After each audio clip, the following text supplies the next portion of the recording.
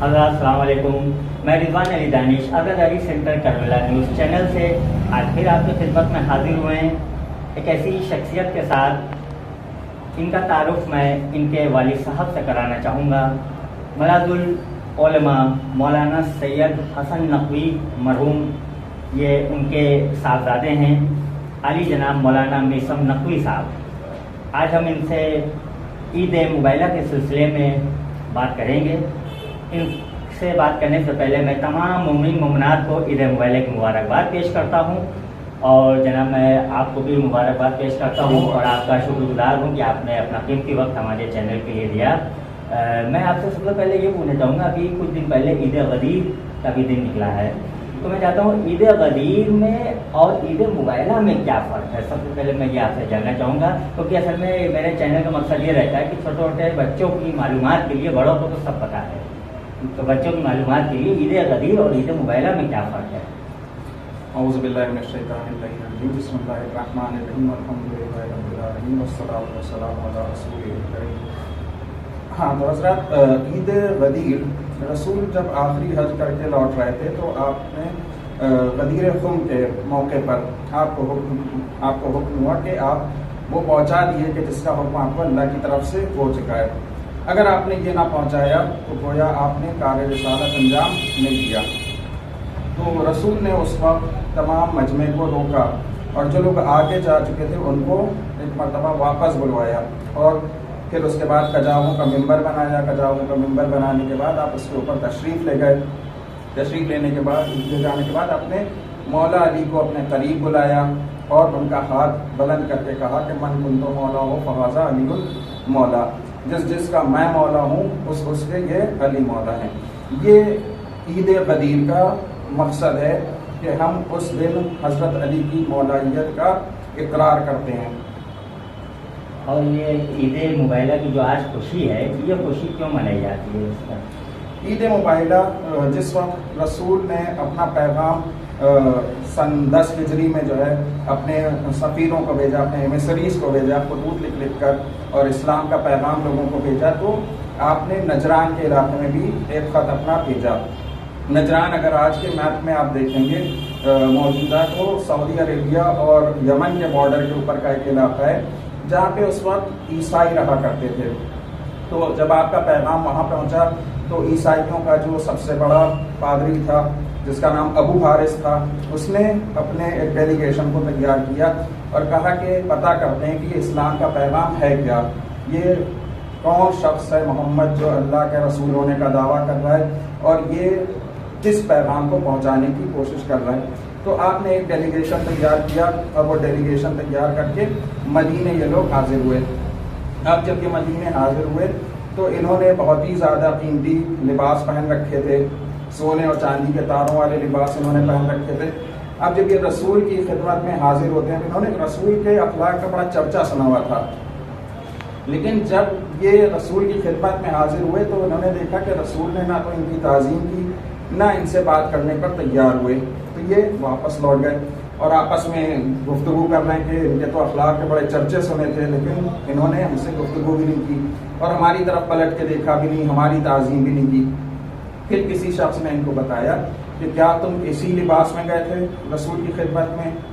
تو انہوں نے کہا بے شک ہم اسی لباس میں گئے تھے۔ تو کہا کہ یہی تمہاری غلطی ہے، جو راہبوں کو لباس زیب دیتا ہے اس لباس میں رسول کے پاس جاؤ، رسول تم سے ضرور گفتگو کریں گے۔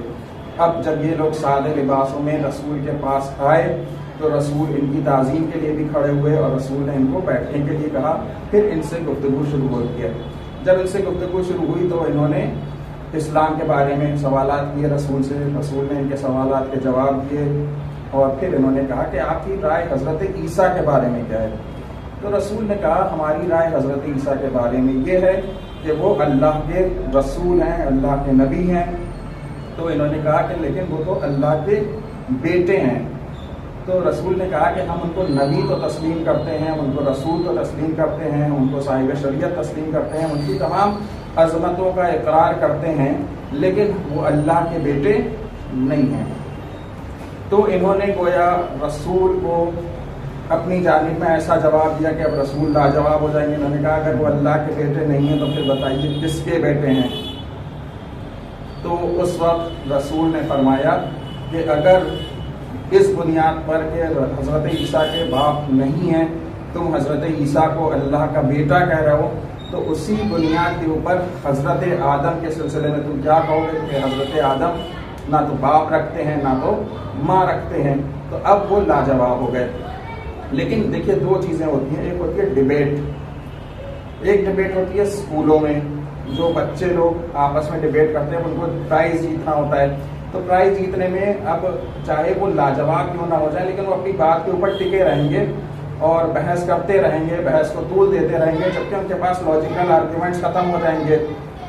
وہ اپنی چیز کوئی اب ثبوت پیش نہیں کر سکتے. ٹھیک ہے, تو وہ لاجیکل آرگیومنٹس ختم ہو جانے کے باوجود بھی وہ اپنی بات پہ اڑے رہیں گے. اس چیز کو کہا جاتا ہے کٹ حجتی. کبھی کبھی ڈبیٹ اس لیے ہوتی ہے کہ تبادلہ فکر ہو جائے, تبادلہ خیال ہو جائے. تو ڈاکٹروں کے گروہ میں اگر آپس میں بحث ہو رہی ہے, ڈبیٹ ہو رہی ہے, تو ڈبیٹ کا مطلب یہ ہے کہ تبادلہ فکر ہو جائے. ہو سکتا ہے ان کی بات صحیح ثابت ہو جائے تو یہ قبول کر لیں گے, ان کی بات صحیح ثابت ہو جائے تو وہ قبول کر لیں گے.